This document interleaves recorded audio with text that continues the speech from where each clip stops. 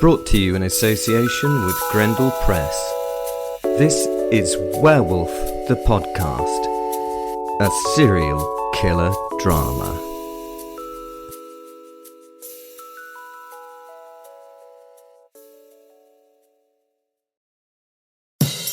We're caught in a trap. I can't walk out because I love you too much, baby. Hello, fellow lunatics. Welcome to Werewolf the Podcast. We're on episode 155. We are getting towards the end of the Professor and Werewolf story. If you go down to the description, there are loads of links to loads of things. Yeah, just go down to the description. You can go to Facebook groups, to X, to Instagram, to TikTok, and all that kind of stuff. Thank you for all those that are supporting us at the moment. It's going from strength to strength. If you are on Spotify or Apple or whatever, please follow us and please leave a rating. That would be absolutely fantastic. I'm on my knees on the damp tarmac. I'm held on my knees, sort of before the two of them. It's not obvious, but I'm fighting as hard as fuck. I'm fighting as hard as I can, but to no avail. I'm being overpowered by fuck all, and fuck all I can see. And as you can imagine, this is really, really, really pissing me off. I've no choice. The god before me, yeah, God, a fucking blood god, told me to kowtow before him. I haven't got a clue what kowtow, or I didn't have a clue what kowtow was, so it made me sort of really difficult to do it at first. He got a little annoyed then, and he got really, really, really angry. God, I'm using a lot of reallys. But it was solved once he had gotten past the fact that I didn't know what a kowtow was. I have to say, on my list of things I don't enjoy in this world, kowtowing is now pretty high up there. Probably in the top 10 next to, sticking forks in my eyes. He forced me with his mind and his will to kneel and place my furry face against the flipping floor. Kowtowing, as it is called, and as already mentioned, is not my bag. I am not very submissive. It felt like shite, and for some reason I could smell shite whilst kowtowing, but I had no way of stopping the giant fucker from making me doing it. I, the mighty, monstrous, big, large, vicious werewolf, had to kneel before this shiny, strange, sparkly shithead. Well, there was that. At least he was sparkly because of the precious stones in his sparkly armour. Unlike I can't keep swearing. The flipping sparkly vampires of Mrs. Myers' horrific Twilight, when they sparkle in the daylight. It's weird how you suddenly think of Twilight at the worst and most woe-filled of times. It always makes me remember that things can get worse. Does Twilight make it to the top of the list I've already mentioned? The list of things I do not enjoy? I would put it about number 5. I know that is pretty low down, but I've done a lot of things in my life, so I've got a lot of things I don't enjoy, to choose from. I now have to consider the number one thing that I most don't enjoy.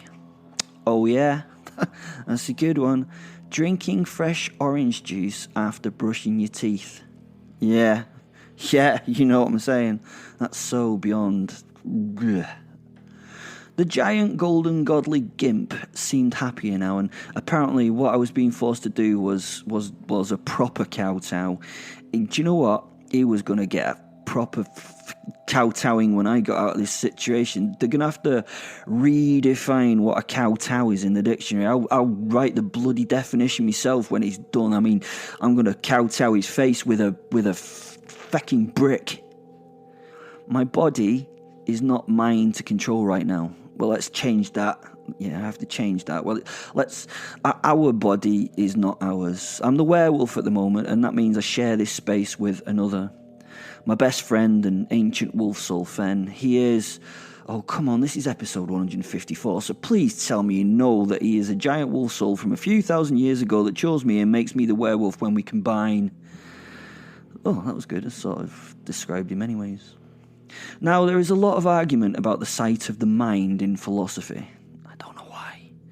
Where is it in the body? Is it even in the body? At this point, I really didn't give a shit, but the two of us that we recognised as the us bits seemed to have been crushed into what felt like a little bubble that we couldn't escape from. It didn't matter where it was, but we were in it. Fenny's not beyond bailing on me in shitty situations, and he couldn't leave. When I say bail, he tends to try and help in other ways once he leaves. It's not like he just fucks off. It's tough for him, though, as he has no, physical body, so he can't bash anybody or anything. Well, back to the point, sorry. He was being a bit ratty as he was trapped in here with me. Of course, the trappedness had its limits of trappedness. It would be shit for our captors if we could not know what was going on. What's the point of being horrible to us if we can't experience it? So the bastards had left us with our senses. All the other things like muscular function were taken away. We just had the use of the old nose, eyes, ears and touch, which was properly annoying because I really properly sensed, I needed a piss. I meant to the point where it's super sore, but I couldn't let it go. I'm not beyond taking a piss wherever I am if I really need it. I'm not rude or horrible. I will try to find a place where I can relieve myself without an audience. But if pushed, I will urinate anywhere. And I mean anywhere. Now, I tried to open the sequence of sphincters to allow the piss to flow, but none would come. Dickhead god bastard. I need a wee break. Is that not in the Geneva Convention or something? You need to let us have a piss. This golden, gormless godhead needs to get up to date. Never mind the fucking rules behind GDPR and shit. Piss breaks are important. The other thing that was pissing me off, the other thing that was pissing me off a lot was that the three Valkavians, the Valkans, the big giant animal-featured fuckers were back and wandering around in a smug manner as though nothing had happened. Twats. I had killed the ibis-headed giant and the prof had overkilled. It was a bit gruesome. The antelope-headed fucker. I had to remember to talk to him about that afterwards. I think he's got some anger issues. And he'd also killed the lion-headed bastard. But they were back, being all smug and swaggery and patronising. There was going to be some kowtowing going to happen to all these cunts. It would be my definition of kowtowing when and if they let me move. The professor was on his knees next to me. His helmet was off his armour. Please, just go and listen to some earlier episodes, as this will mean that half of this episode will not be taken up with me describing again what I've described several times. This is as much as you're going to get. He wore demon-smithed black field armour. No, that's not really enough. I have to add that it was, really, really cool. I know some writers don't like using adverbs and adjectives, but sometimes they're really, really required, while sometimes they're really, really not. Sorry, Mr. King, I would like an adverb or two now and again, if that's okay. I know you don't. Maybe that's why you're rich and famous and stuff, and I'm still, not. Where was I? Oh, okay, yeah. I'm sorry, these mental wanderings often put me in places that I cannot figure out how I got to. Oh, I was talking about the professor. He was kneeling next to me. I could just see him if I squeezed my eyes to the very corner of my orbit. He looked like he was having a great time. It was bizarre to see him kneeling there and smiling. From the neck up, it looked like he was sitting in a hot tub at home when the wife and her friend are a bit tipsy and would like to push their sexual boundaries, and you were the sexual boundary to push. People keep asking me to make these stories a little more sexual, so there you go. I mentioned the concept of a threesome. Gosh, aren't I crazy? I was wondering why he was smiling. I mean, this was not a time to be smiling. I was fucking kowtowing. The power that was holding my cheek to the wet road suddenly let me raise my head and sit back on my cramped haunches. Remember, at this point, I'm an 8-foot-tall black werewolf, often described as a fiery-eyed furry tank. The fact that these magical mofos could hold such a beast was pretty terrifying, but I was a little relieved to be able to stop the fucking cow fucking towing. It's not comfy for the ego, not the body, to be honest. I turned my wolfine head now to the giggling professor. I'd been confused at first at his mirth, but now I had to know what he found so amusing. I couldn't ask him, though. I was in me monster form, and the voice box that came with this particular year's model didn't really allow for the smooth use of language. He giggled again and then turned towards me. I'm sorry, old chap. I mean, it's not funny, but I do have to point out that where your face hit the floor, there was a little lump of dog plop, and now some of that's on your left eyebrow. I was going to make a joke about you being some sort of shithead, but I don't think it's an appropriate juncture. Maybe we'll laugh about this when we look back on this in a few years' time. What do you think? Maybe. He smirked, and then his features became hard and very serious. Ah, that explains the earlier smell of poo. The gigantic golden god stood before us. It was a dark, dreek evening, as the Scots say. The proper fine rain was falling, that, proper fine rain. The type that Peter Kay tells us gets you wet right through. It was the least of our worries, but for the description of the dreek dark night, I thought it might be a valuable addition to the story. I suppose it's not, though, eh? I mean, it's going to have no impact on the story as a whole, but it makes the scene feel a little bit more miserable, which it was. Miserable, I mean. The scene, that is. There was only silence. It was like proper silence. The kind of silence that's so fucking loud that it's deafening. Something was swallowing noise from the world, and you could almost hear that thing negatively sucking up the noise. The giant helmeted warrior moved forward. His gold armour was a layer of liquid metal that ran over the surface of his skin. As he got close, I saw that what I thought was the work of an armourer was actually the giant body that the liquid coated. Every muscle was defined on him as though he'd never heard of the term body fat. Why would he have heard of the term body fat? I mean, he's a vampire, so he can't look in the mirror and get distressed and suffer from body dysmorphia, can he? How do vampires always look that good if they can't use mirrors? I know it's a commonly asked question, but it's actually, pretty valid, isn't it? Shit, another digression. Sorry. Even at this distance, as he moved, I could see the striations of his muscles as they worked, flowing with the liquid metal over the surface of the 16-foot-tall man. He was pretty tall. On the arm were thousands of faceted precious stones. I assume diamonds and sapphires and emeralds swirled around on him. It was truly mesmerising, and I could focus on little else as he moved. A bit ostentatious, what? Simon said next to me. Colour me impressed, though. He continued with his eyes on the god as he nodded his approval. The giant silently walked to the professor and had to take a knee before him to reach down and cup the man's chin delicately in his massive hand. I have heard much of you, friend Simon. You are a mere man, yet you have changed this world in many ways over the centuries you have lived. You are a protector of those most hunted and hated in this world, those that are the most different.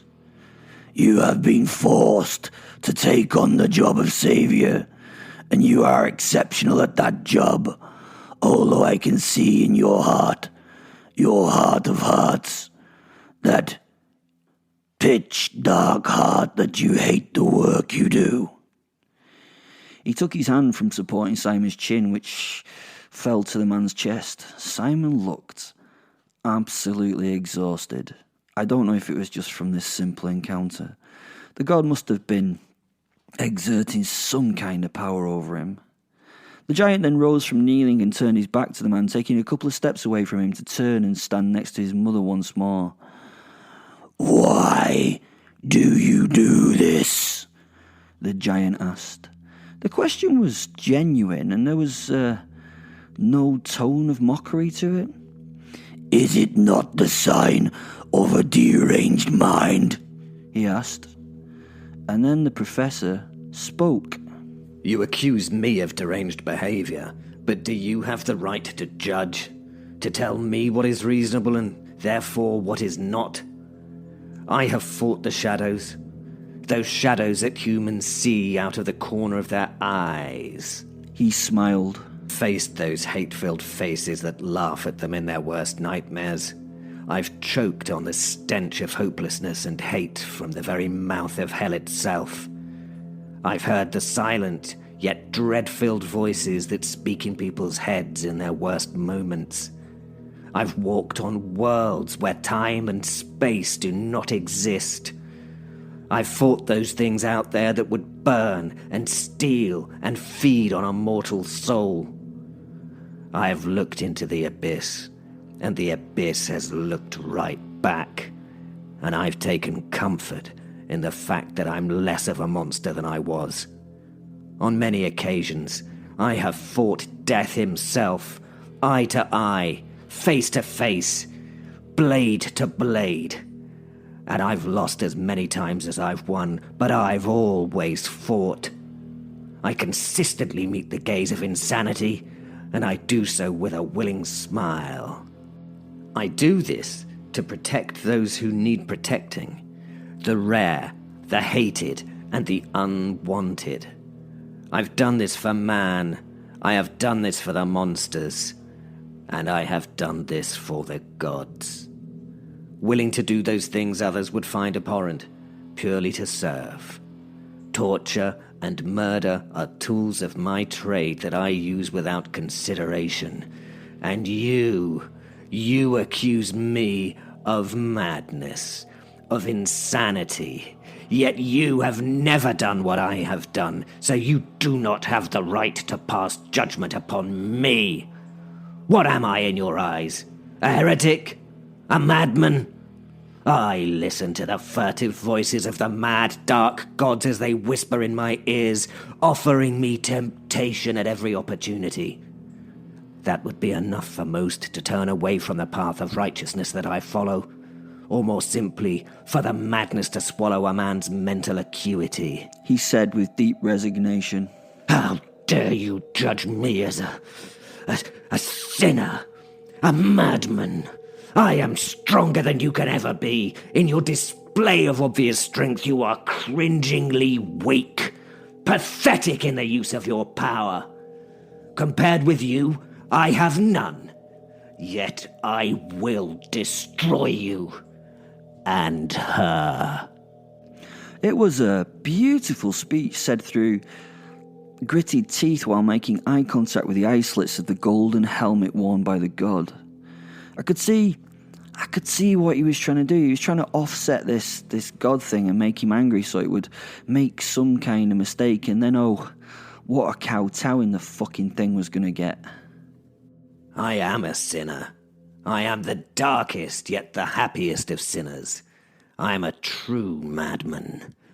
Only a madman has the strength to succeed. Only that success can produce a man who can judge what is reasonable, and therefore what is not. The human race is beset on all sides by entities that offer unrecognizable threats. I am the doorkeeper, and that door is as unhinged as I am myself. I am one happy step away from creating that disaster that will end all. That is power. I am the agent that blocks the path of the beast, the thing that stops the monster in its attempt to destroy those with simple, safe lives of peace on this plane.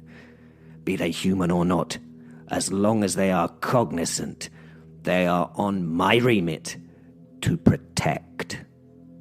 To answer your question of why I do this, well, actually, I haven't got a fucking clue.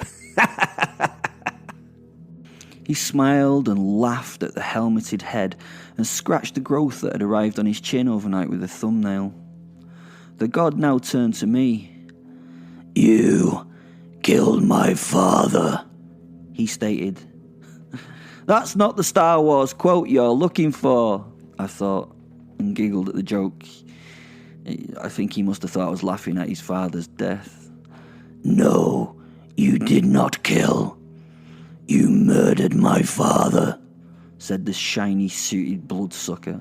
I mean, how would you argue with that statement and make it sound okay? I could try and make the point that his parents had been hunting me on the streets of Tokyo and trying to take my head as a fucking trophy. That I did not want to die at that point, so I only killed him, his dad, in self-defense. I could have said that, but to be honest, I couldn't be asked. It was not like he was suddenly going to flip the way he was thinking and forgive me for acting out of self-defence. Can you imagine? Okay. I'm sorry, I didn't realise that was the case. Fair enough then. Sorry about the trouble. Off you pop. No, whatever I said would end up with me being on the end of shit. So I answered it in the best way I could as the wolfman. I gurgled and nodded. The giant golden shower held his hands to the sky, and flashes of lightning flew from those hands up into the clouds. The heat and sound of the strikes as they ripped through the air could be felt as blasts on the skin, and my hearing rang again. You admit it! He yelled. At this point, the professor beside me still had his chin on his chest and spoke so only I could hear him. Superbly powerful and a slow-witted simpleton. What an utterly wonderful mix that is. He laughed and I smirked, which was probably the most incorrect thing I could have done at that point. I should have not been laughing after I admitted to killing his father, but the professor as usual had made me laugh. I noticed the golden helmet freeze. He must have noticed the stifled laugh, and I quickly wiped the toothy smile from my wolfine face and tried desperately to show, I don't know, like a face of contrition or something. And they say that keeping it in the family keeps the blood pure. It seems that even the gods can build up their equivalent of recessive genes. Especially if you bonk your own brother. Whispered Simon under his breath. The bastard. This comment made me laugh, well, quite loudly. I mean, it was only a little laugh, and I managed to stop it quickly once it escaped my lips, but... What did you say? The giant boomed at Simon. I don't know, something stupid, idiotic, boneheaded, thick, imbecilic. I do apologise. I would not besmirch your intelligence by explaining. Let me take back my dumb remark without being irrational or asinine about it. Sorry for my abject tomfoolery. I can be pretty dull-witted when under stress. I was now literally on the point of pissing myself. In fact, I really wish I could piss myself. I was in so much pain because I couldn't, and if I'd been able to fall over laughing, I would have been lying on the floor with my feet in the air, letting the urine flow without a care. I couldn't breathe. Please stop, Simon, this hurts. I can't take the piss or have a piss anymore. We could not see the god's face, but I was sure that under that helmeted visor would be a perplexed, confused expression. This wasn't how it was supposed to go, and I knew that. He knew that, and the professor knew that, and that was now why I realised I liked the professor as much as I did. He and I were mentally attuned. We both flew a flag far above our heads, and on it read, I do not give a fuck. I suppose the professors would have been written in Latin or something, wouldn't it? Like, what would it be? Non facio erumabo or something like that. And it would be beautifully emblazoned on his red field and white panther. How does a raging god deal with something that doesn't give a fuck and that will laugh in its face? These gods wanted to do a lot more than kill us. They wanted to torture and break us. And we should already be terrified and not laughing at the fact that we had an inbred god whose IQ was, not in double digits. We shouldn't be taking the piss out of him, but the professor was, that was one of the things he was best at, and he was doing it very well, and I liked it. And then Mummy stepped in. Quiet, my son. They are not worth your time. They think they are clever, and that they can confuse you. The professor and I looked at each other again and tried our damnedest not to laugh. I was going to say something about needing a challenge and that confusing him would not be one, but didn't get a chance and could not anyway because of me fucking voice box in this shape. The son stepped forward. Simon had done just what he wanted and wound the god up to the point where he wasn't thinking clearly. Not that he probably could think very clearly, bless him. I will smite thee most righteously. I will smite them, mother. I will cut the skin from their flesh and make them walk into the hot sands of the desert. I will place them on termite hills and watch the flesh be stripped from their living bodies as they die and writhe in agony. I will remove their still beating hearts and keep them living in jars. I will make them the flesh-eating zombies of the past that will only feed on the ones they love, and they will be tormented as they have to eat eventually. Excuse me, old chap. I will allow the vultures access to their organs and let them watch their own vitals be pulled and eaten from their abdomens. Hello? What? asked the Golden Godhead. Is this threatening thing going to last much longer? I mean, I could really do with a drink. I'm enjoying the work you're doing. Some of the methods you're thinking of using are sort of old hat and a bit cliched now, but you probably don't know that. The professor paused, giving the visor a wry smile. I like the skinned one. What was it? Skinned and made to walk into hot sand. That sounds horrible. I just wondered, you see that shield over there? Yes, the red one. It has a couple of flasks on the back, and I'd really appreciate a quick drink before continuing. When someone's work is as fine as yours, you really do have a talent for monologuing. I could almost think you trained in the art of public speaking if I didn't know better. I don't know better, but, you probably haven't, have you? Anyway, the clarity is wonderful, but if I could just have a drink, I'd be so grateful. And then I could give you my full attention. He then nodded at me. Oh, I'd let him sort himself out as well if I were you. Maybe he's distressed at your words, but the discomfort he portrays in his body language looks more like it's linked to a full bladder. Termites and flaying are all well and good, but needing a piddle can be incredibly discombobulating. We've all been there, have we not? Whoa. Or maybe you haven't. In fact, that's a question you could answer for me, actually. I've never known if gods need to, use the facilities, as it were. Sorry if that appears to be a bit of a rude question, and feel free not to answer me, but my university work is all about finding these little details out, and I'm sure my students would love to know. He paused, giving the golden-headed god his full attention. The god reached for the shield and passed it to the professor in silence. I think it was a bit nonplussed. And even the goddess looked a little lost about what the fuck was happening. She was wandering about a little, tapping her sword and her vambraces and giving it like a wafting swing as if it was a golf club before a game. It was though she was, sort of warming up for what was going to happen next, whatever that thing would be. I could see the confusion on her face. They had lost some sort of control of the situation and I had really no idea how to regain it. Simon's a fucking genius. I hope that I never have to deal with him as an enemy, which I probably will. As Simon fiddled with the straps of the shield, he nodded and smiled at me, and then the god, wordlessly asking for him to let me do, my thing.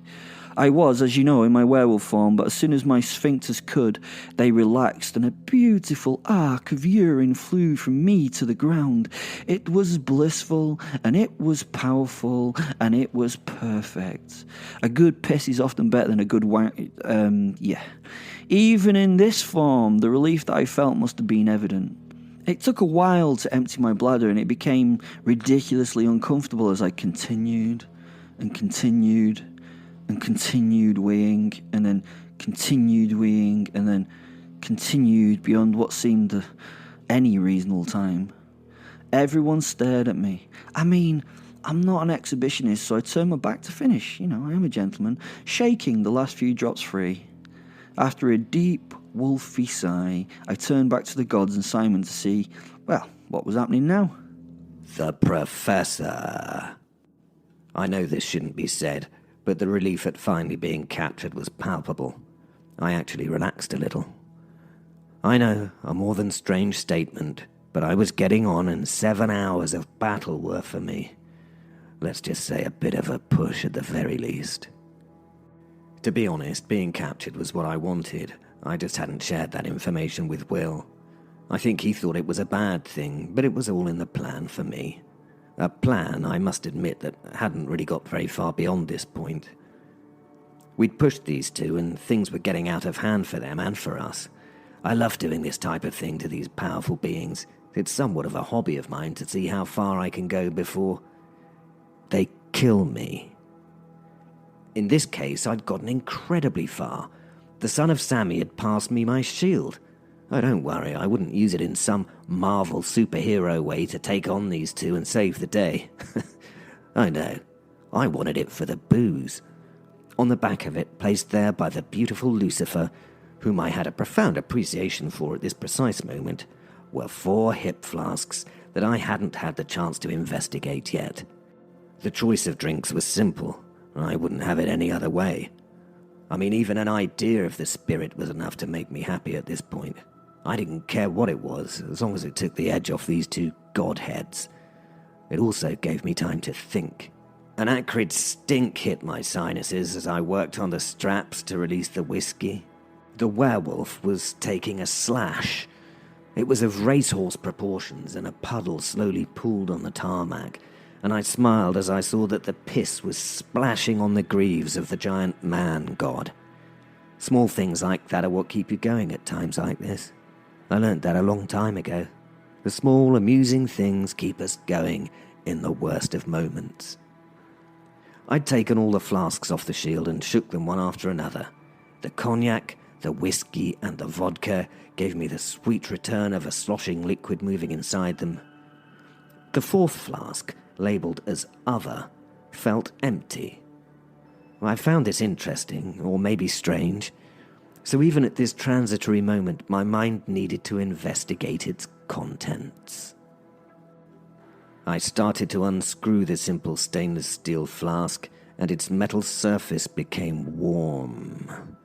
I removed the lid, and the scents of a Middle Eastern spice market burst forth and assailed my senses. And then a neon pink mist began to make its way from the container. It came out with some force. I struggled to keep a grip on the slippery flask as the pink radiant cloud slowly coalesced into Bosworth? You may only know who Bosworth is if you've listened to our karaoke night in Phaeton. I'll try and explain briefly, although an entity like Bosworth would take quite a bit of explaining. He was a jinn. Like a kind of genie. Yes, that'll do. He was extremely powerful, too. He'd retired from his eons in the desert to take over a pub in the English countryside. He'd heard that getting a pub in the English countryside was the kind of thing you should do when you retire after a long career, so he created an entirely separate plane of existence on the borders of Surrey and the universe itself, where those of a magical makeup could go and have a beer or two without being judged for things like having 2 heads or tentacular appendages. Although I've actually recently been to a Wetherspoons pub, and I can tell you the public's becoming more accepting to those of a supernatural persuasion. Some of the things at that bar were bloody terrifying, and I don't scare easily. Where was I? Yes, Bosworth. He formed now. Well, I say formed. He was what looked like a simple neon pink robe, somewhat like professional boxers used to wear on the way into the ring. But his seemed empty. But inside it was a shadow that, although you could see it, you sort of couldn't see it either. Am I making sense? Across the back of his robe, in even glowier letters, was Bosworth. I remember him from the bar. Why was he here? I was baffled. The tension in the room was growing. Was this going to be a battle between the gods and the jinn? The jinn? Wait. Oh, how utterly wonderful. Oh, that's wonderful. I completely lost myself laughing. The joke was incredible, to be honest, and I just couldn't cope. I was lucky I was already kneeling. Yet again, it was one of those wonderful small moments in which I realised the world could not be taken too seriously.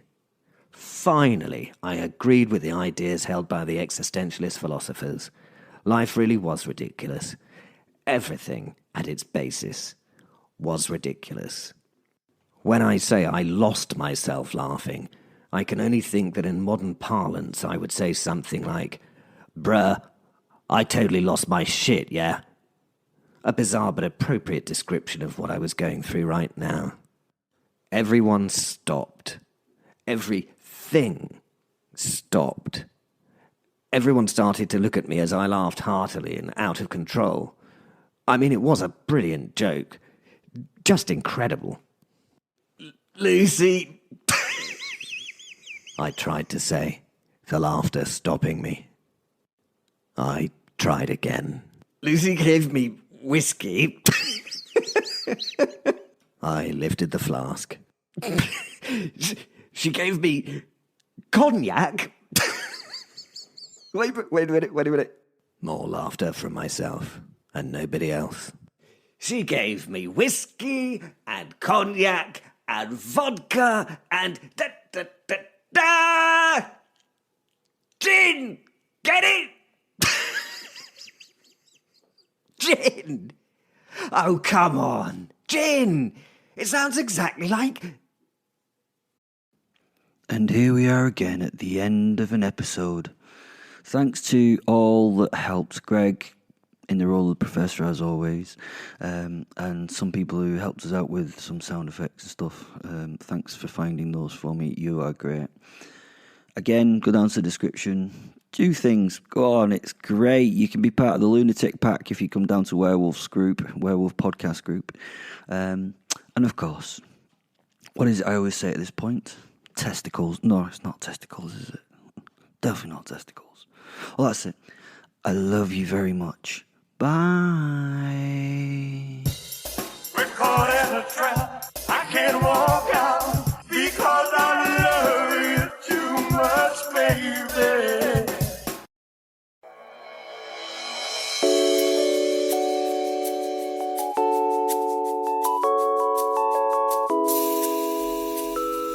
Brought to you in association with Grendel Press. This is Werewolf the Podcast, a serial killer drama.